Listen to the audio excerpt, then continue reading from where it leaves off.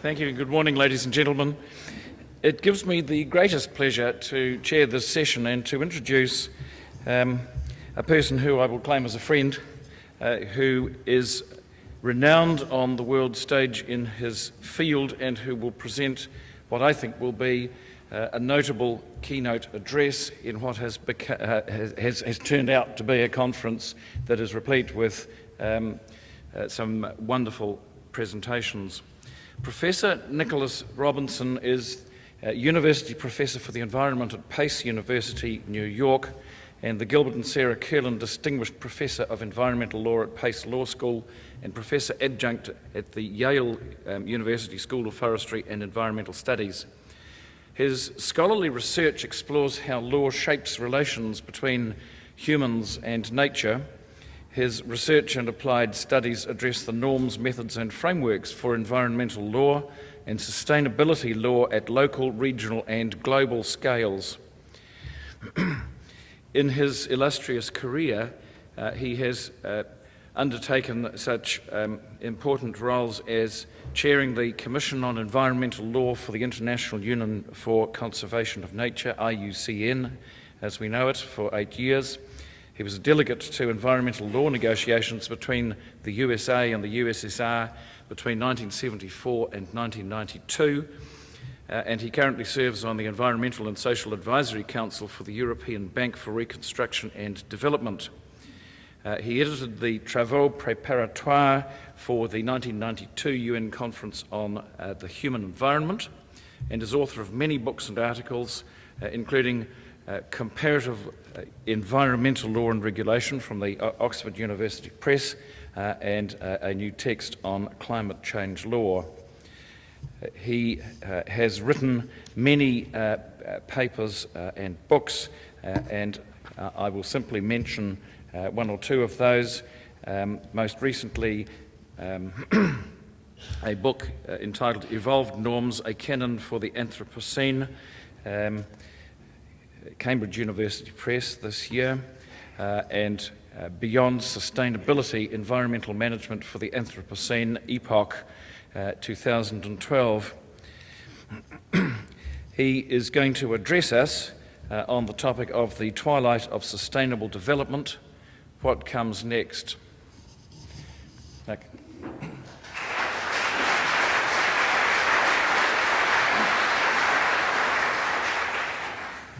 Well, thank you very much. At the end of an absolutely wonderful conference, and between you and the lunch and the field trips, I'll try to be brief and to the point.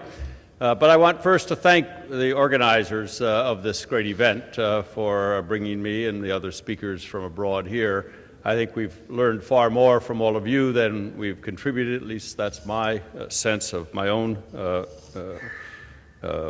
benefit from being with you. I've been very pleased to have been twice before lecturing to this conference, first in Queensland and then in Auckland and now in Dunedin. And each time I was invited to give a perspective on what are people thinking about sustainable development in other parts of the world, and sort of get a measure of how is the Resource Management Act measuring up in the trends for sustainability or sustainable development debate elsewhere. And I'll do that again today. It's a challenge to make sustainable development a reality. The Travaux Préparatoires for the UN Conference on Environment and Development, the working papers that I published, was probably the last gasp of non-electronic publishing. The UN didn't compile anything but much hard copy, and it was only published in hard copy. So I'm sort of the last of an unsustainable venture in 2 years, actually 3 years of 6 volumes of working papers on how did we debate to get sustainability what it is. And since that time, it's really quite remarkable. Sustainability went from an idea that IUCN, the International Union for the Conservation of Nature, floated in the late 1970s as a way to get a handle on what we now think of as unsustainable development. That is rapacious use of natural resources that didn't provide for the next generation. In fact, devastated what we had for all generations in many instances around the world. So IUCN took sustained yield, which was a good biological idea. We're going to try to produce enough fish, enough trees, enough agricultural produce, so that we can next year do the same thing. You don't use all your seeds, you save enough seed to plant again the next season. And this sustained yield idea got moved into a sustainable development. Let's get the juggernaut of development to do the same thing, with mixed results. But nonetheless, when that was taken up by Jim McNeil and Gro Harlem Brundtland in the Brundtland Commission report, Our Common Future, in 1987, it went viral. It had been a small little document called Caring for the Earth when IUCN and UNEP put it out in 1980. But by 1987, it caught the imagination of most people who realized that they were sitting in cities that were polluted, that they were watching degradation in front of their eyes, and they didn't think that picture was right. Something had to be done. The General Assembly convened the UN conference in 1990. 2 years of very hard work resulted in Agenda 21 and the Rio Principles. And at that point, sustainable development was exported to all countries, great and small, rich and poor, and became part of the fabric of policymaking in all parts of the world. And when we talk about the problems that I'll get to in a minute of the Anthropocene, think about how wonderful that is. We took an idea, hard to figure out, sustainable development, as a species. We humans took it from ground zero, and now it's in every country's rhetoric, it's in every country's policies. We may not know what the words mean, but we're sure applying them. And that, to me, is a great sign of hope. Indeed, this organization is a great sign of hope, because you went from not existing to being, having a brilliant track record, I must say. And the same thing has happened in every other country. We have organizations moving out of professional societies, out of civil society, specialist technical organizations, all trying to figure out what sustainable development means. So I'm going to quickly cover 4 points in these closing remarks. One is going to be, what is the debate going on right now as we sit here in New York in the General Assembly of the United Nations to come up with the definition of the new Sustainable Development Goals. They will be adopted this fall in the General Assembly, unless the bottom falls out of things. And they will then become, as we heard in the discussion of the Resource Management Act, part of the international obligations of New Zealand, because New Zealand is already participating in that debate and will sign on to that. And these goals will be goals for the world, not just for developing countries, not just for developed countries, and not just for the countries that claim to be advanced advocates of sustainability.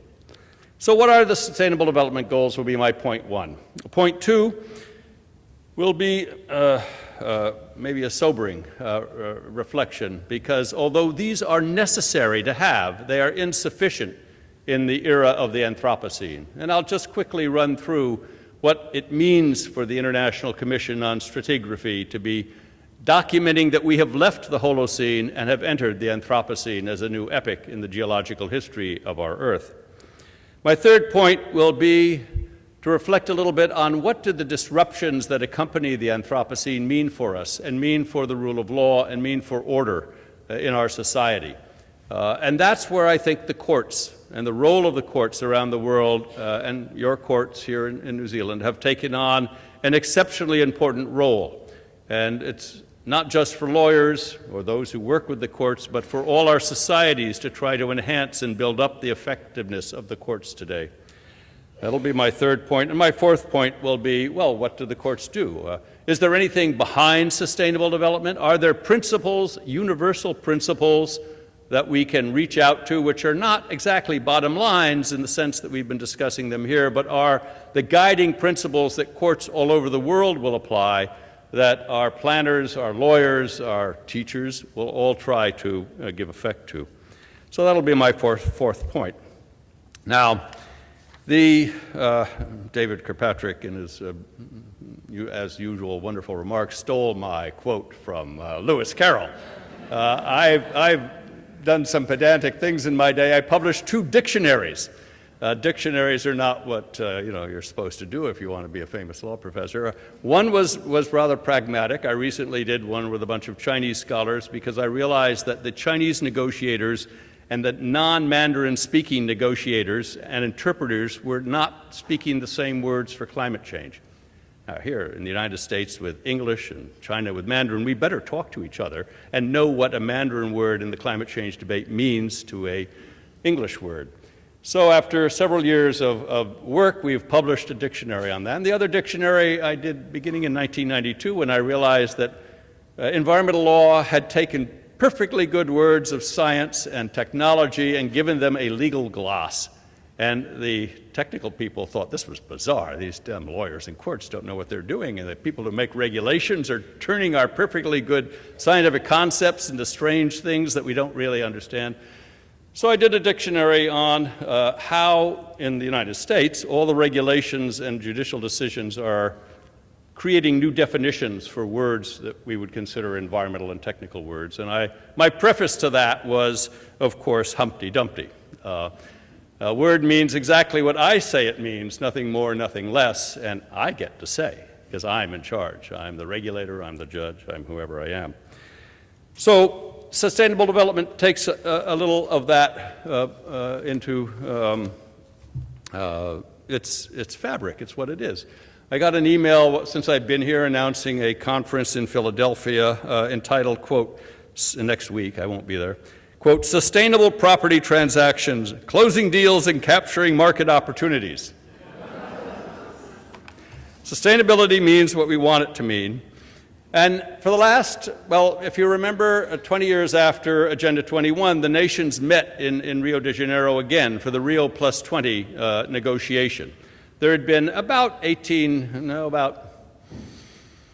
would say from 1 year, let's give it a year, be generous. For about 1 year, the delegates tried to craft a new statement like the Rio Declaration or like a mini Agenda 21 to present at Rio Plus 20. And they had 300 pages, all of which was bracketed, and no one agreed on what the final document should be. Brazil was the host of this conference. They weren't about to have a failure. They reconvened some of their best diplomats from their assignments abroad, and they took all of the countries as they arrived, and they threw out the text. And they said, we're meeting in closed-door sessions. We're going to come up with a punchy 50-page document which everyone can agree to, aren't we? And, of course, it happened, much to the chagrin of the NGOs, all the carriers, carry-oners, and the camp followers who had been to there thinking they were going to see their words come out again. And all it did was reaffirm what had gone on for the last 20 years. That's what they could agree on. They could reaffirm. But they knew that that wasn't going to take them into the future. So after reaffirming things like the Johannesburg Plan of Implementation from the World Summit on Sustainable Development in 2002, in which they said sustainable development means the social aspects, the economic aspects, and environmental protection. First time they said these are the three pillars of sustainability. We have reaffirmed that, but now the question was, where do we go from here? And so the General Assembly met in the fall of 2012, reaffirmed, and then said, start a negotiation for something new.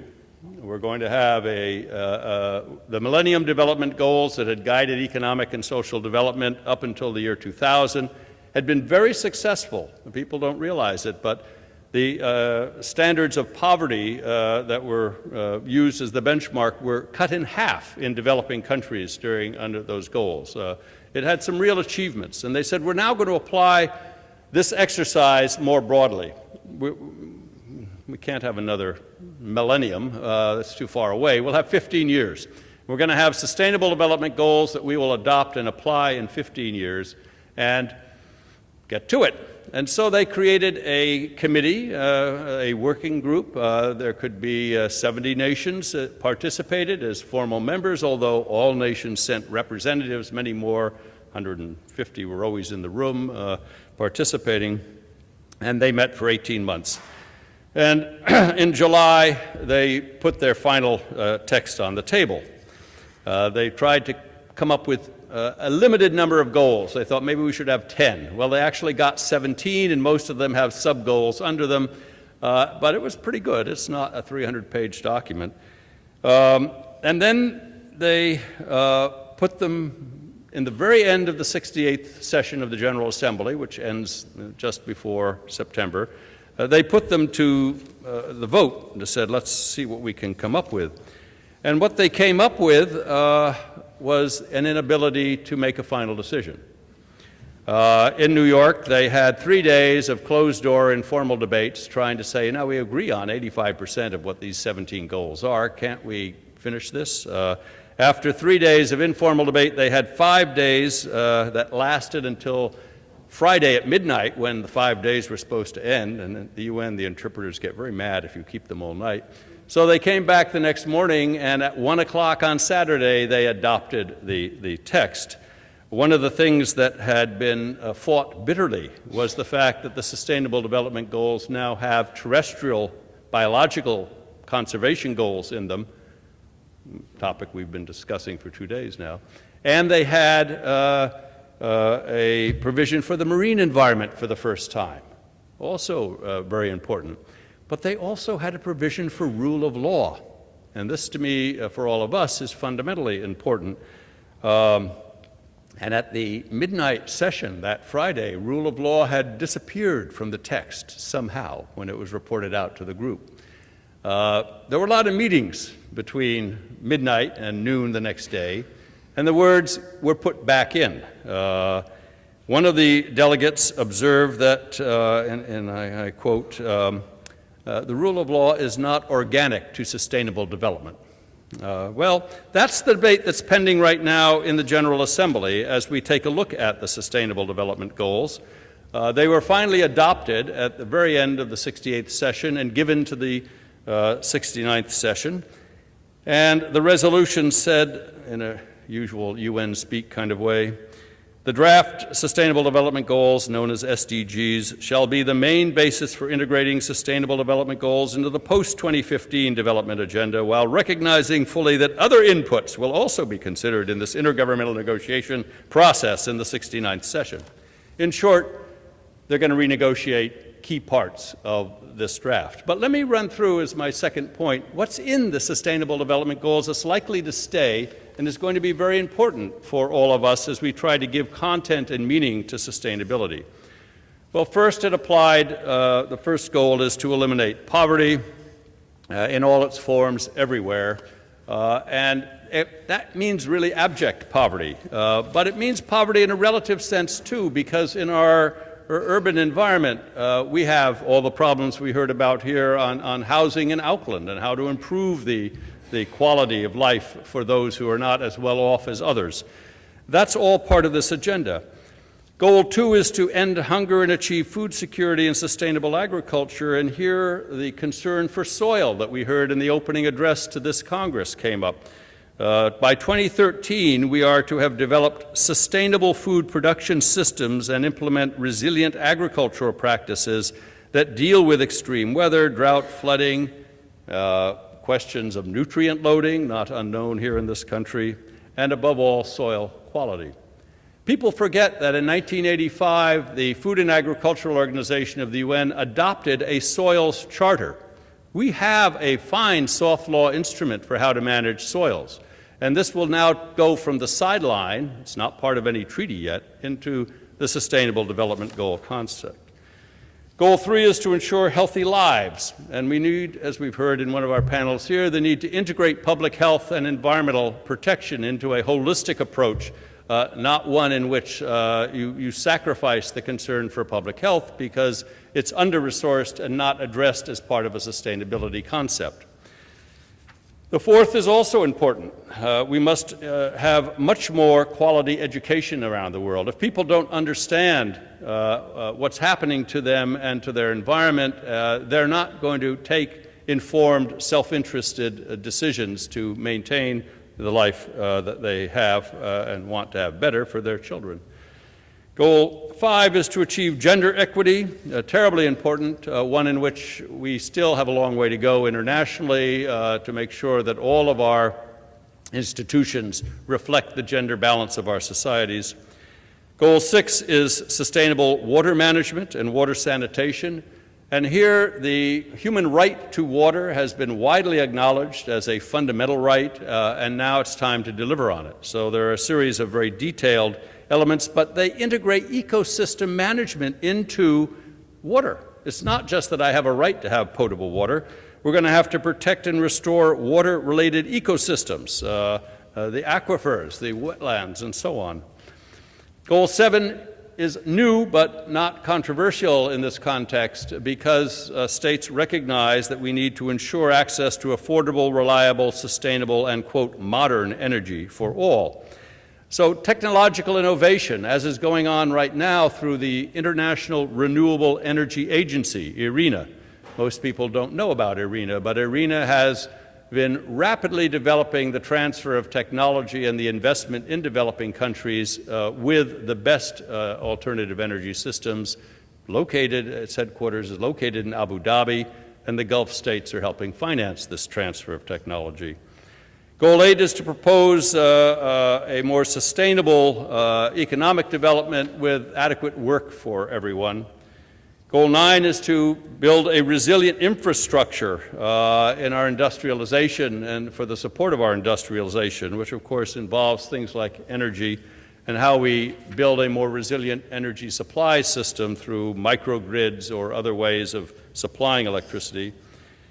Goal 10 deals with reducing the inequality within and among countries. And now we have this vast economic income discrepancy between the very rich and the less rich. 85 people on this planet have incomes equivalent to 3.5 billion people.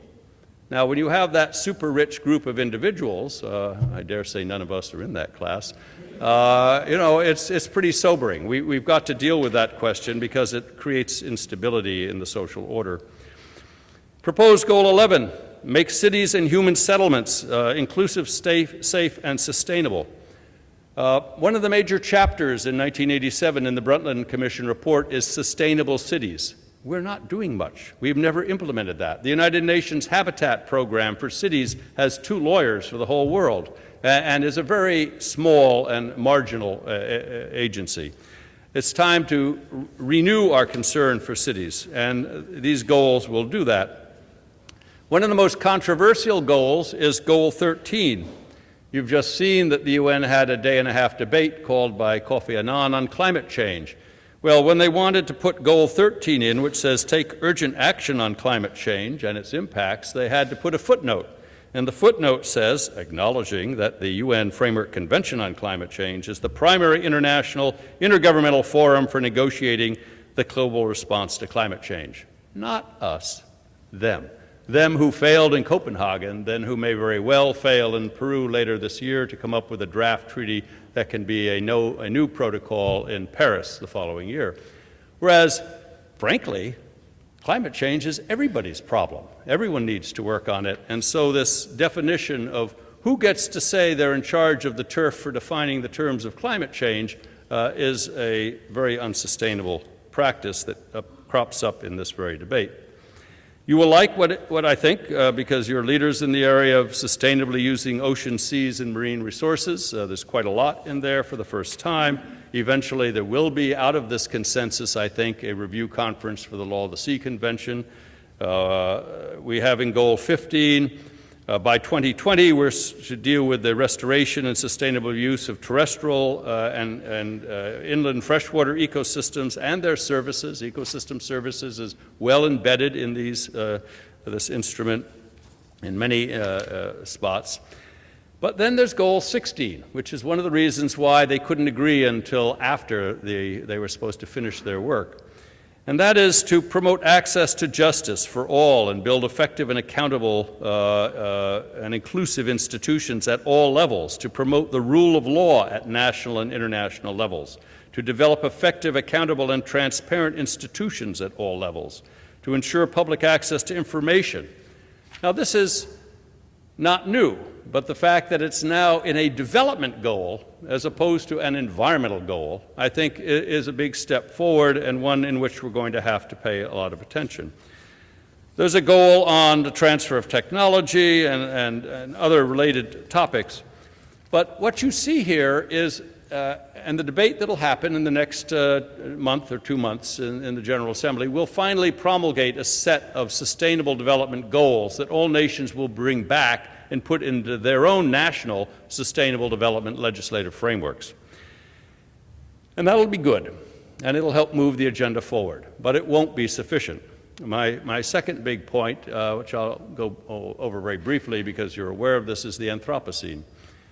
Some time ago, the Nobel laureate Paul Crutzen and others recommended that, or published a paper that said, we humans are changing the planet.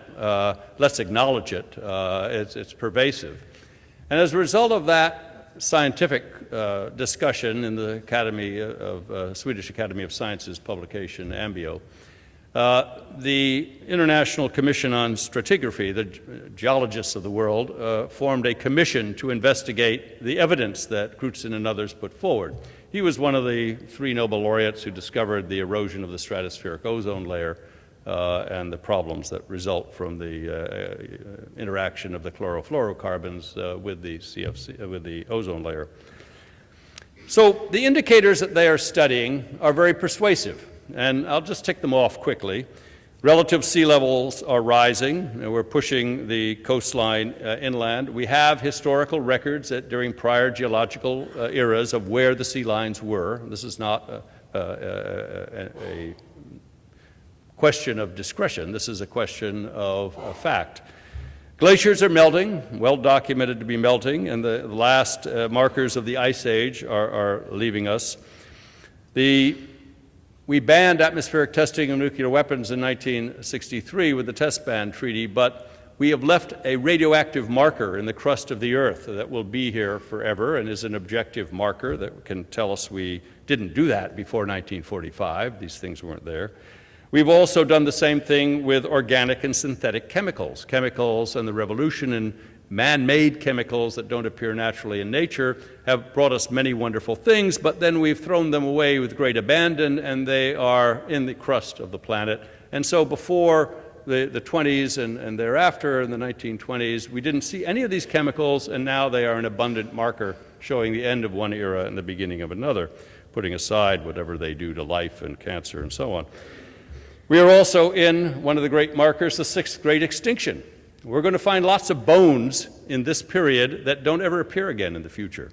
Just as the dinosaur bones are there, and we study them, and that's the end of their period.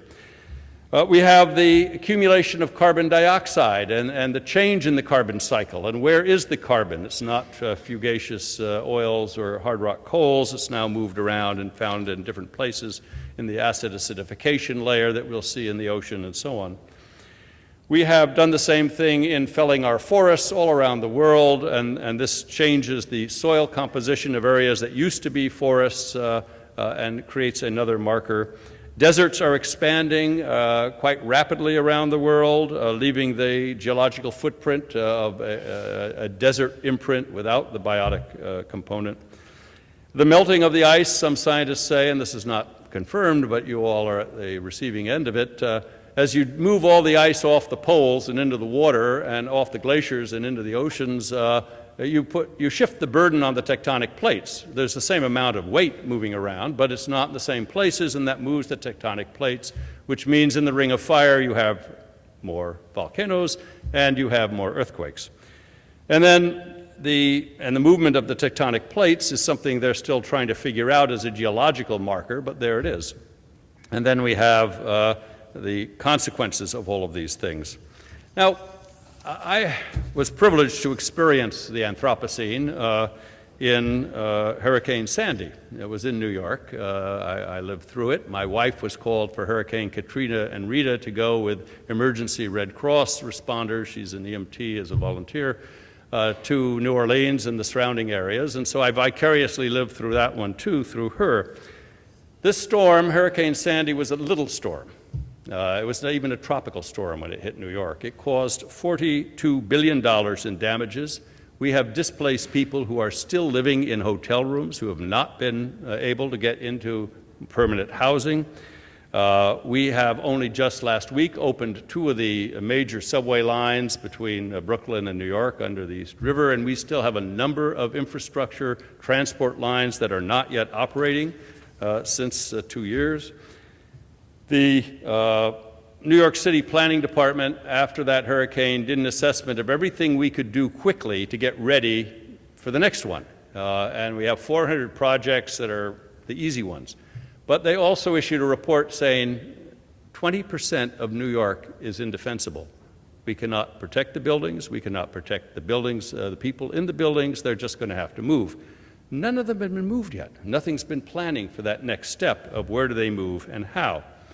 The New York legislature, in a bipartisan piece of legislation, adopted this summer the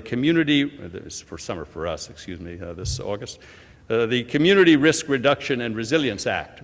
And that's pending before the governor. And if that's signed by the governor, we will start a process of requiring every local authority in the state to adopt an ordinance on how it will deal with the adaptation to the new climate conditions and the mitigation of greenhouse gases to get ready for the next. We are in the middle of what, if I can steal from not Lewis Carroll this time, but David didn't quote L. Frank Baum, the author of The Wizard of Oz, and for those of us in America, this is a similarly important text. And Dorothy arrives from the tornado. Who knows? That might have been early climate change. The tornado lands her in Toto in this new place, Oz, and she looks around and says prophetically, Toto, we're not in Kansas anymore. Well, we're not in the same world we were anymore. The Anthropocene takes us out of our understanding of that world as a business-as-usual world. The world we were born into, the world we respect and admire our parents and grandparents for, is no more. And the sooner we start calling it the Anthropocene and start to recognize it has new assumptions and new impacts, the sooner we will adapt and get ready for that, and therefore do well. And that's where I come to my third point, which is the role of the courts. Where did courts come from? Humans created, over the last several thousand years, instinctively, a thirst for justice. We all know it's unfair. For those of us who raise children know, it's unfair, my sister did this to me. We have fairness in our bones. We are hardwired for understanding fairness because that's how we get along and evolved as a human species. And we've institutionalized that and created a judicial system to help us understand the allocation of responsibilities and obligations in a fair, transparent, and open way so that we know we've been heard. We may not agree with the results, but we're able to agree with the process. Well, you've been brilliant, of course, in creating the Environment Court in this country.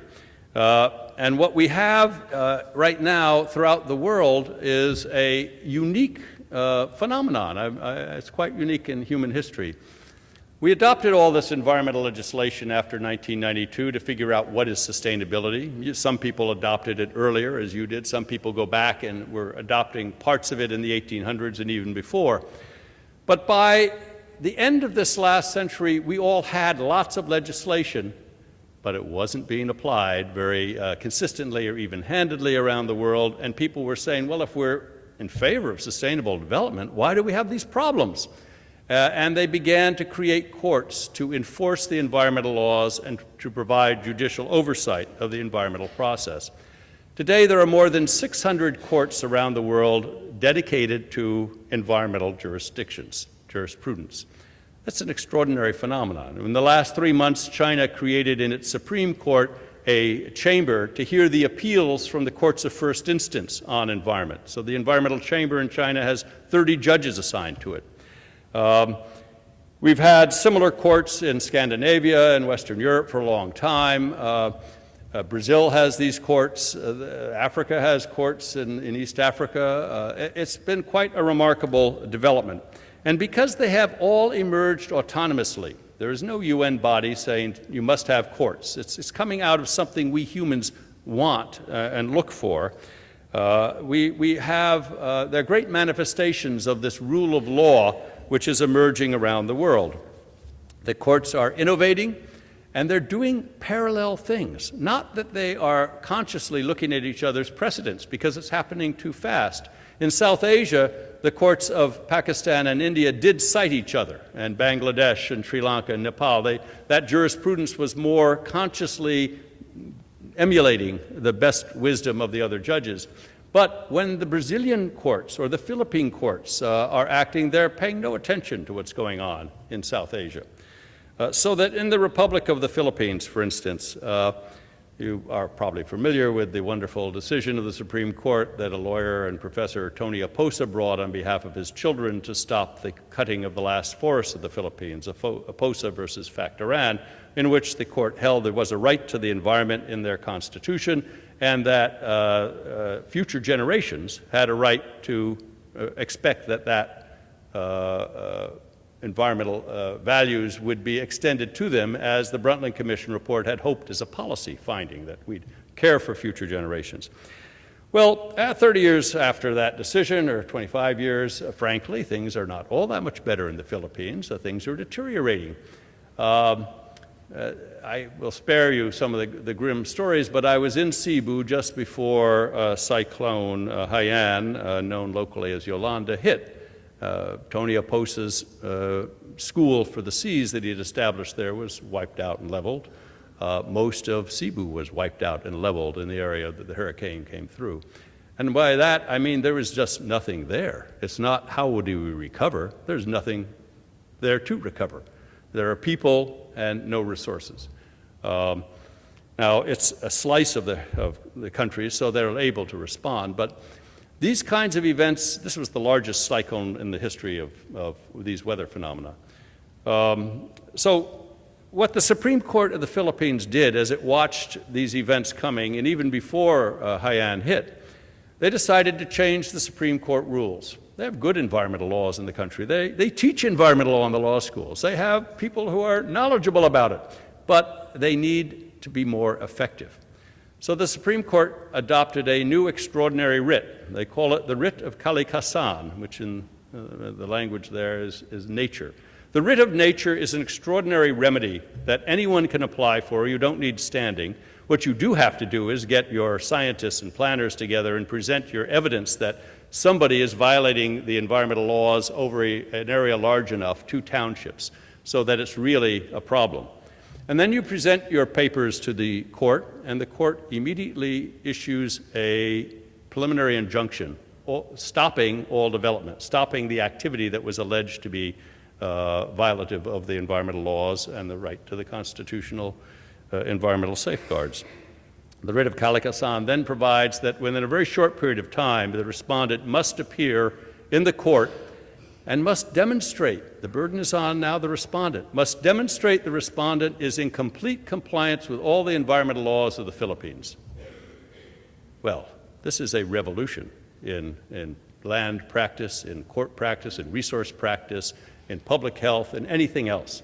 It's being used to clean up decades of pollution in different parts of the Philippines, and is now being used to actually force transportation authorities to create sidewalks and safe places for bicyclists and walkers, because the moving sidewalks that they call the automobile pathways of the Philippines are not environmentally in accordance with the Constitution.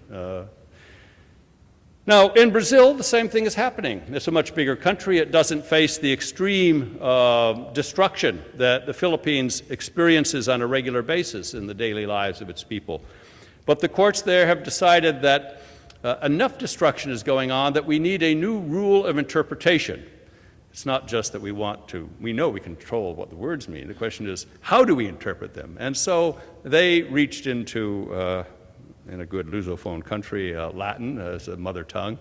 And they came up with a new rule of interpretation called in dubio pro natura. Whenever the equities are balanced, or whenever you really can't figure out what a statute means, you shall interpret the statute to protect the integrity of nature, to preserve the natural functions as they are pending before the court in whatever the context happens to be. Now, this is quite an extraordinary decision.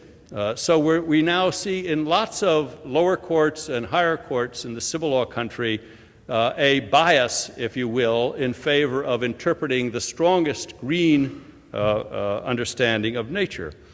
And I was quite fascinated by the king salmon debate, because it seems to me, quite independently of anything that's happening in the Philippines or Brazil, we see that tendency coming out of that decision, which I will study much more closely.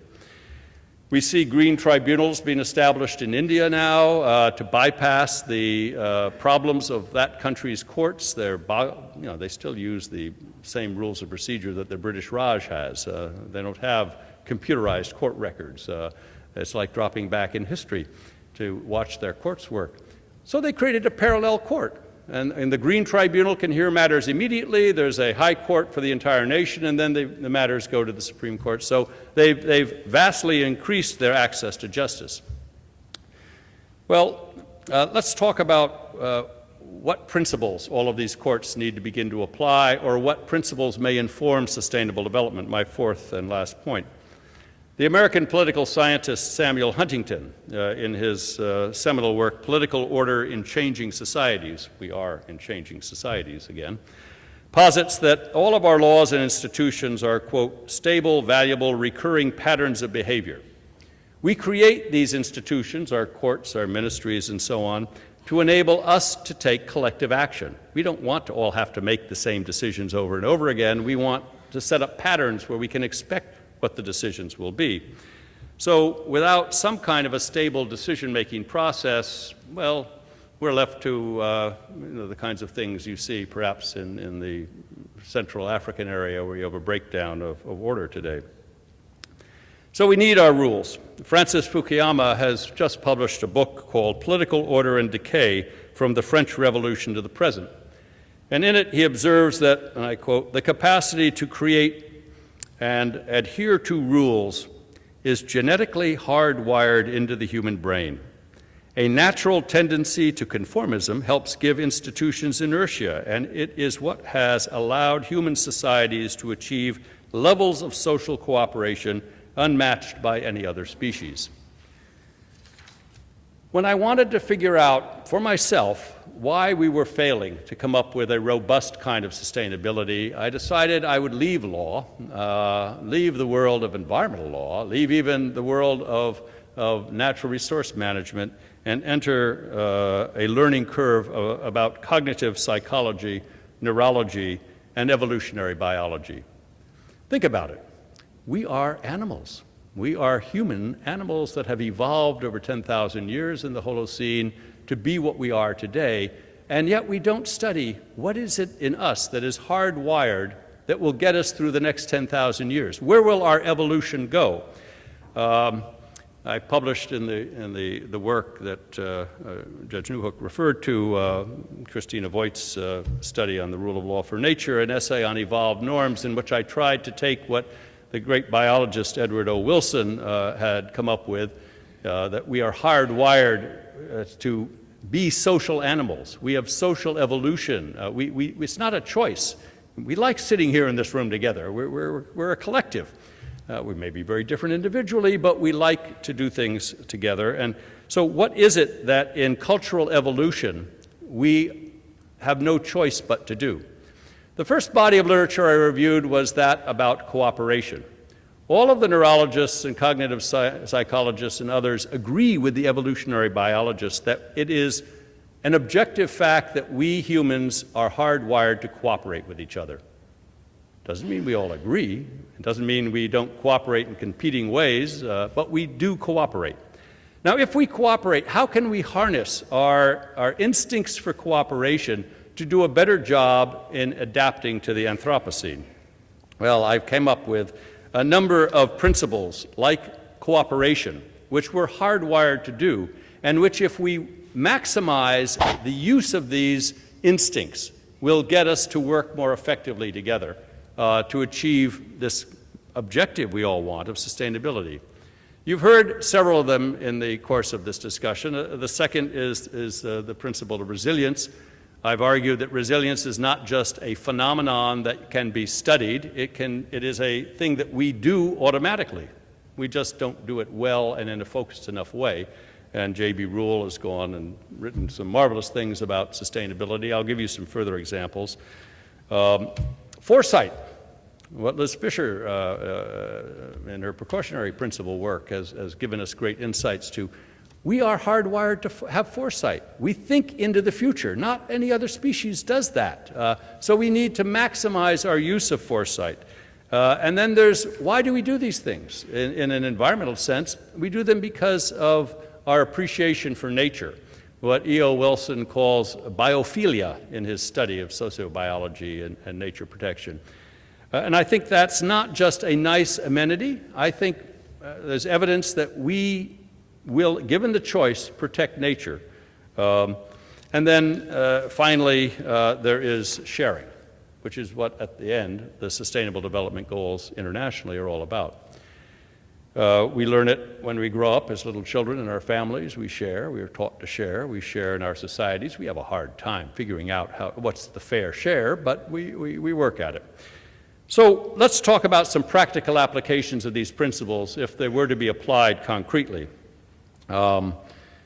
We have, I think, in the Tamaki example in Auckland, a marvelous case study of trying to pull all of these cooperative efforts together to build an adaptive reform of what has been an intractable situation in housing and the fair allocation of resources.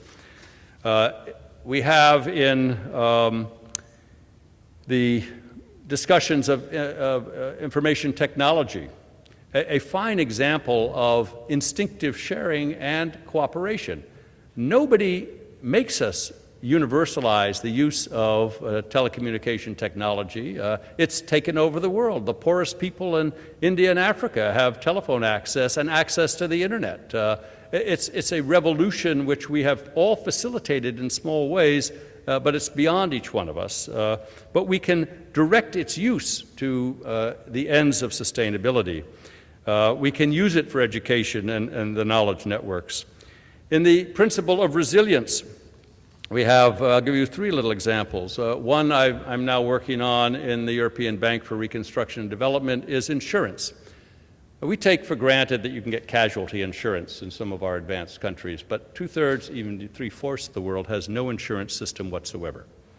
And we make great investments in these places abroad, and all you need is one wipeout, and your investment is gone. The World Bank created one of the most successful development models both for peace and for sustainable development in the Indus River Valley, allocated the treaty rights to water between India and Pakistan, and then 70 years of wonderful development, hospitals, schools, good agricultural clinics, adequate roads. And in the first flood 3 years ago, coming down with the melt from the Himalayas, it was all wiped out. And in the second flood the next year, what was not wiped out was wiped out. And there's no one coming back to put money into the Indus River Valley. Not the World Bank, not Islamabad, nobody. So we have a tragedy, and that tragedy awaits us everywhere unless we get ready for it and use foresight and build up our capacity to provide insurance.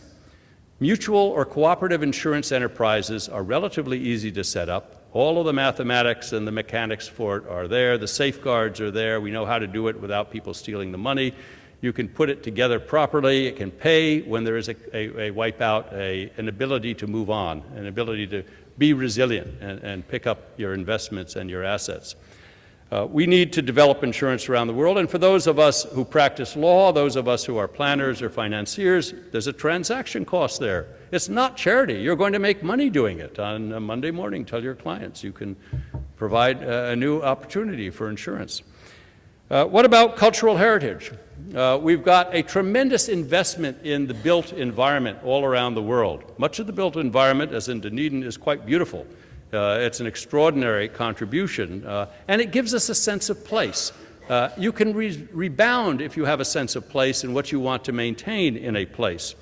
So we need to protect and adaptively reuse that kind of built infrastructure because we have so much energy and human value in the cultural environment that if we simply start over again, wipe it all out, turn it into parking lots or whatever, we've wasted lots of money.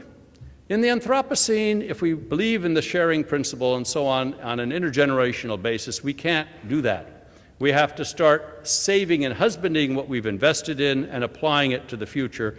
And all around the world, you see in cities, adaptive reuse of historic buildings becoming a core pattern for municipal or urban enhancement.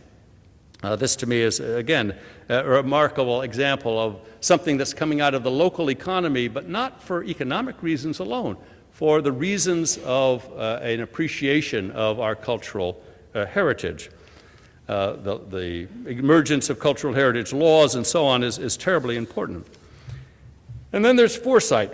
Well, we have examples of environmental impact assessment, we have examples of exercising precaution, but we need to begin to apply that more robustly. For instance, my students and colleagues, along with several others in the Northeast, created something called, persuaded the state of New York and other states to create something called the Regional Greenhouse Gas Initiatives, RGGI, R-G-G-I. And we took just the utilities that make electricity, that burn oil or coal, don't burn coal anymore, but they burn oil or natural gas, and we said, we're going to cap your emissions, and you have to bid in an auction 4 times a year for a right to emit under the cap, and then we'll reduce the caps over time. We have reduced greenhouse gas emissions in the Northeast of the United States since 2002 from our utilities by 47%.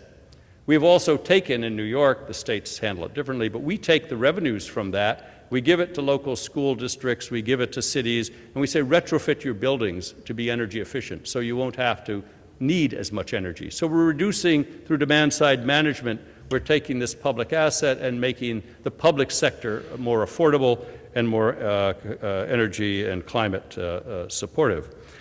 These are the sorts of things that we have to begin working on. Something that is beginning, but only barely beginning after Sandy, is that the state of New York took federal money and said, what do you do with it? And they went to Staten Island, which is right where the storm surge first hit, and they said to the property owners, you don't want to live here anymore. I mean, it's spectacular land. You look out over the ocean, you're very well situated for walking to the beach, but you ain't going to be here anymore. So we'll buy your house. Just take your money and leave, and then we'll take down what's left of your house and turn it into dunes and let nature take its course.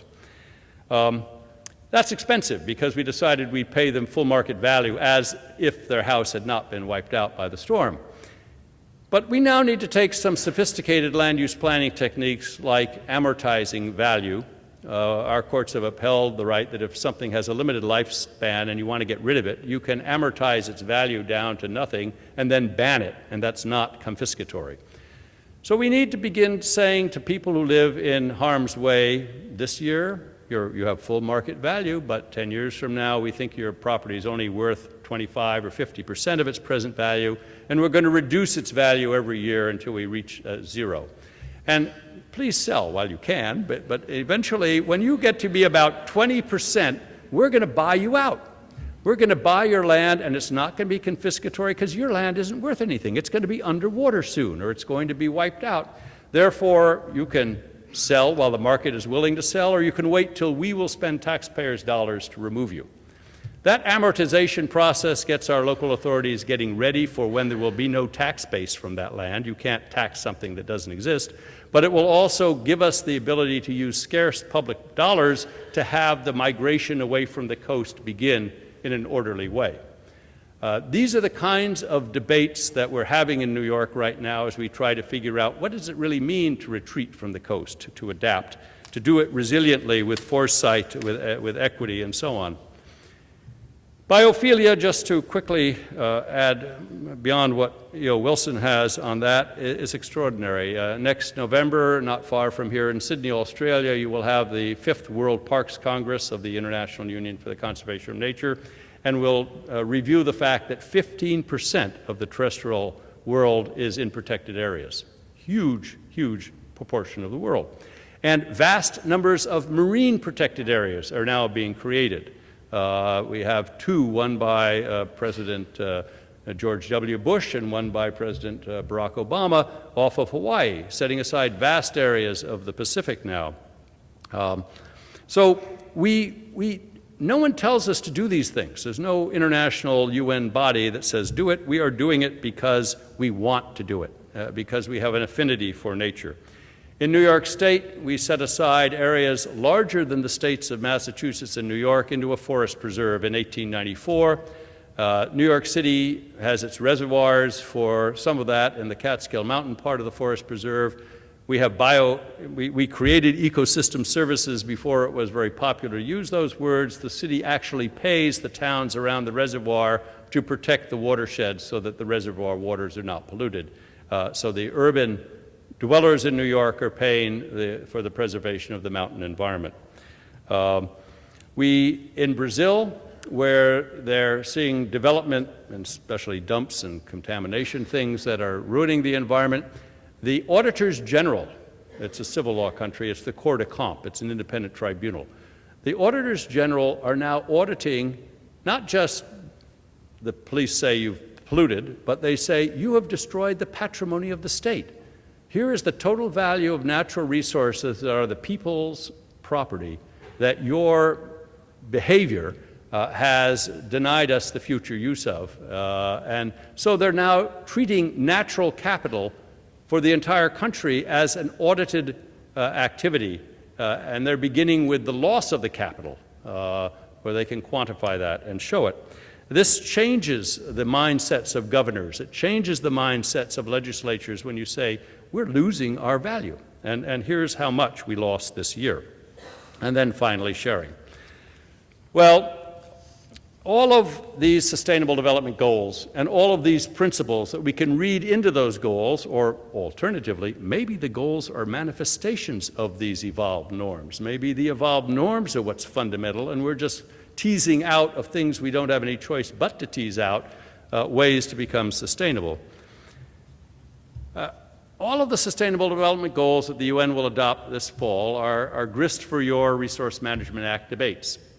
You can measure what you're doing, just as we are in New York and others are around the world, against this international norm. It's a very evolving norm. But I submit to you that if we make conscious use of our culturally evolved norms, our conscious use of our instincts, we can do better. I think there is less hope for a society that doesn't use and acknowledge that we have these evolved norms. They will continue to make these matters a policy choice question, and might will win out over right, and we'll see greed assert itself, and so on. So, to do well in the Anthropocene, these evolved norms need to guide sustainability. And if I can sum it up, we've been privileged to walk by one of the great philosophers of the environment every day coming into this building, a writer here in the Octagon who understood and empathized with nature and wrote some of the most interesting early literature about humans and nature, and I refer to Rabbie Burns. Rabbie Burns, of course, figured out that we humans like nature, but we also have an affinity for, or nature has an affinity for us. There are animals like lice and ticks that come and feed off of us. And our biology, we need biota, we need little bacteria in our stomach to digest lunch soon. But he took this principle of foresight, which he instinctively had. He took the principle of biophilia, and in his concluding morality, his moral tale that he sent us forth with, he said, "O wad some power of the gift he gie us to see ourselves as others see us, it would fry many a blunder free us and foolish notion, what airs and dress and gait would lay us and even devotion." Now that end of his poem, To a Louse, in which he was regarding a louse on a lady's hat in church one day, left us with a lesson that I think Lewis Carroll would appreciate. His last two words in that stanza are that we should change the way we behave. And if we understood what we're doing to nature, or nature is doing to us, we would change the way we behave and how we apply our attention and how we deal with rethinking our deepest thoughts. So as I walked into these meetings and I thought about sustainability, I thought about Burns and what we have to do to think about it. I congratulate all of you and the organizers of this meeting for having mirrored this human dilemma, mirrored it in looking through the looking glass, looking at the looking glass, looking darkly into the looking glass, and being now at the end of this conference on the other side of the looking glass. It's been a privilege to share these concluding thoughts with you, and good luck for the work in the coming year and the next RMA conference.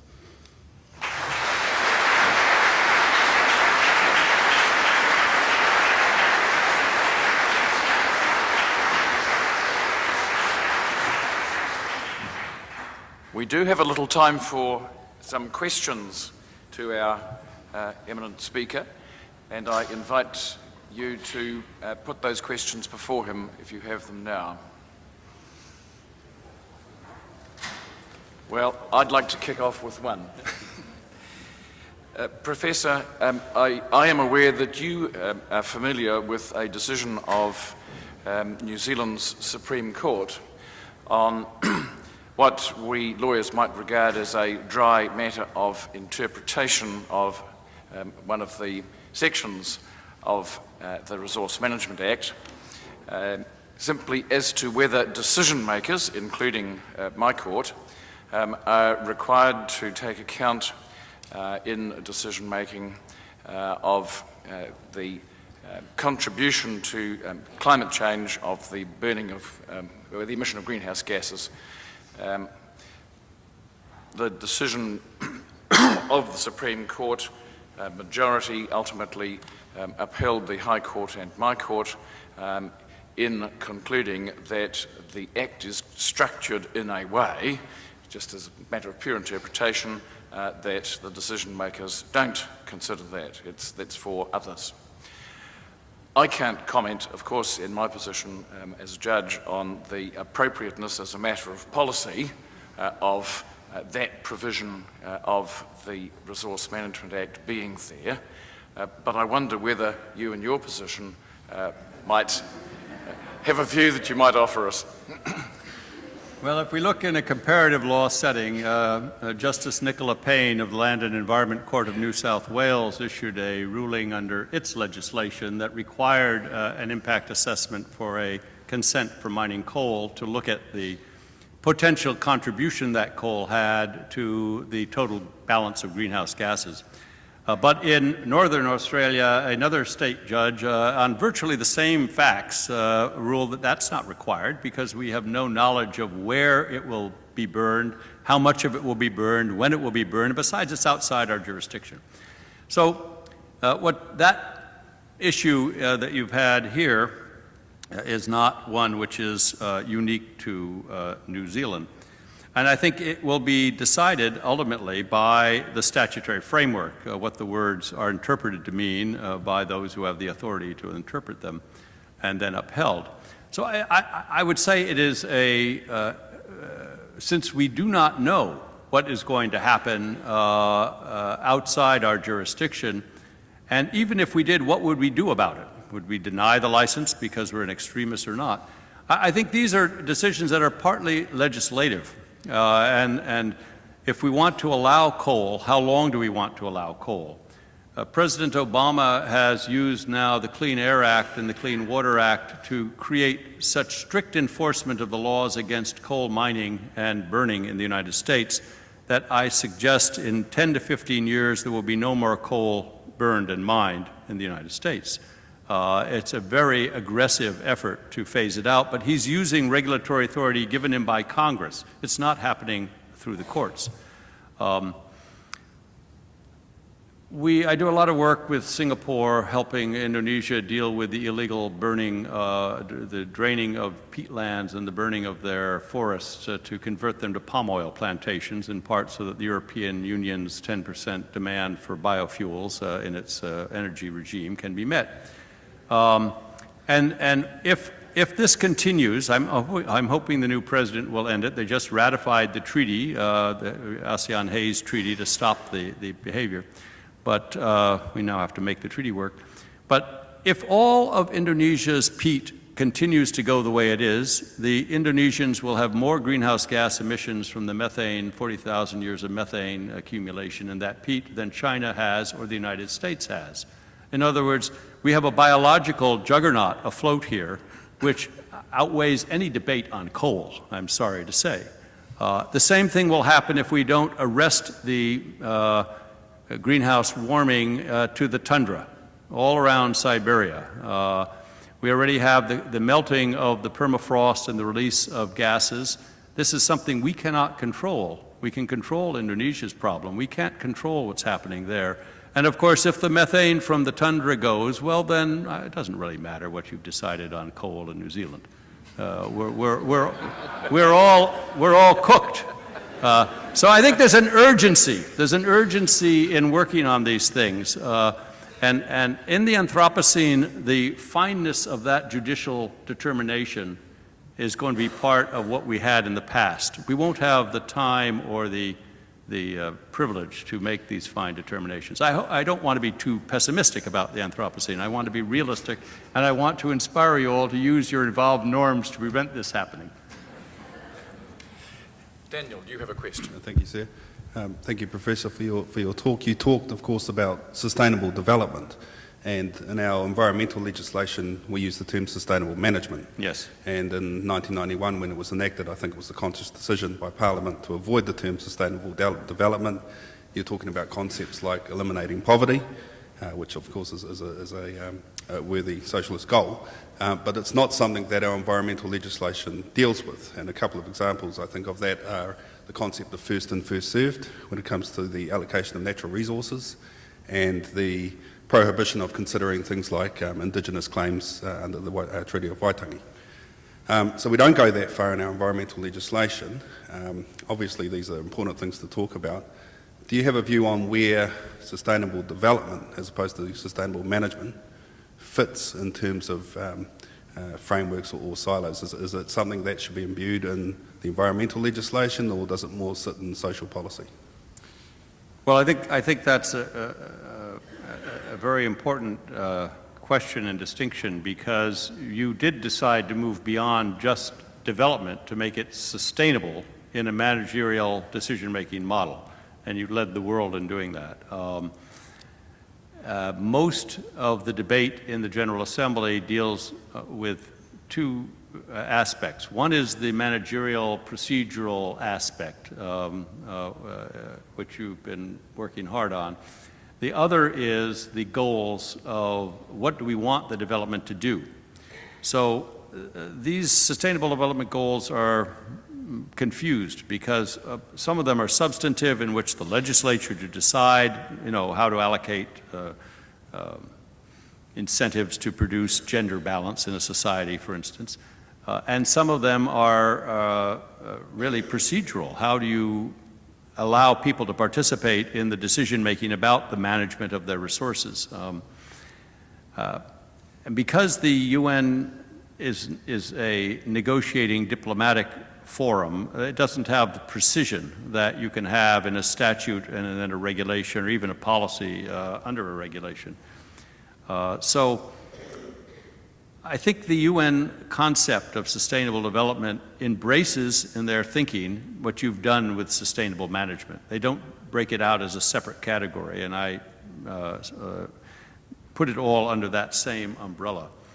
But what I think will have to come is there will have to be, in the rollout of the UN thinking, a much more pragmatic means to make what you've learned about management something other countries can use. The environmental impact assessment is required under Rio Principle 17 in national decision-making that affects resources. You've been doing that in an integral way through your legislation. The next iteration of that around the world is looking at this question, which Judge Newhook just raised, about climate change. Many recommendations have been made under EIA for saying, if you really want to make climate change reverse, we've got to use every decision we make to mitigate as much as possible any climate impact and adapt as much as possible to the new conditions. Therefore, environmental impact assessment becomes a tool for maximizing our ability to transition into sustainability in the Anthropocene. And most countries with their EIA laws are only just beginning to grapple with that, as the Cole decision here is a good illustration. So I think we're leaving, when I say sustainable development is in the twilight, or when I say it's necessary but not sufficient, I think sustainable management is necessary but not sufficient. I think the sooner we recognize we've left the Holocene, we need to craft a new kind of management, a new kind of substantive goals, the sooner we'll do better. And those societies that use evolved norms in a biological evolutionary way to get ahead of that curve will do better than those that live in the past and continue business as usual. I think there are winners and losers in the Anthropocene. I think the human species is not going to disappear, but I think large swaths of the human species will disappear, as a number of futurists have projected. So I think we have to use law, what we know about law, what we know about environmental stewardship, to be part of the group of people that can help others survive this evolutionary period. And if we do that, and that means taking and having the legislature restructure what you do with environmental impact assessment to mandate the maximum mitigation and the maximum adaptation. And all other realms of our society have to be doing the same thing. That's the new regime we're in. But we're still living with all of the bells and whistles of the Holocene. And we like business as usual, and it's really comfortable, and we just feel inertia is good for us. And someone's got to push us over the top. And who pushes well? The judiciary. The judiciary will, I think, help us move into the next area where fairness and rights are at risk.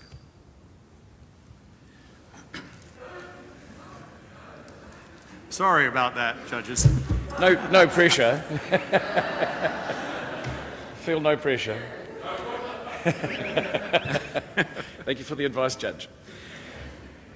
It now falls to me to thank Professor Robinson for his powerful and insightful and scholarly address to us as the closing keynote address of the conference. I see two things of particular value to have come from his having come from America to address us. First, as a group of practitioners in this fascinating area in which we work, we have our noses daily to the grindstone. We work on the material that is placed before us, that your clients bring to you, that you bring to the decision makers, and including to my court. And it's at times difficult to raise our vision above that which is occupying us very busily at times. And so it is really fascinating to gain an international insight in this area, and in particular the scholarly insight that Professor Robinson brings. The second thing of enormous value, I believe, from his address is that we perceive that we are entering a time in which there will be further debate, and probably quite important debate, in the matter of potential reform of the Resource Management Act. To have an address, a scholarly address of the sort that we've heard from Professor Robinson, I believe, and I think you will agree, can assist to lift the quality of that debate that we are going to need to have. And so I have great pleasure in thanking you, Nick, for your important contribution to this, I think, excellent conference. And I'd like you to receive this.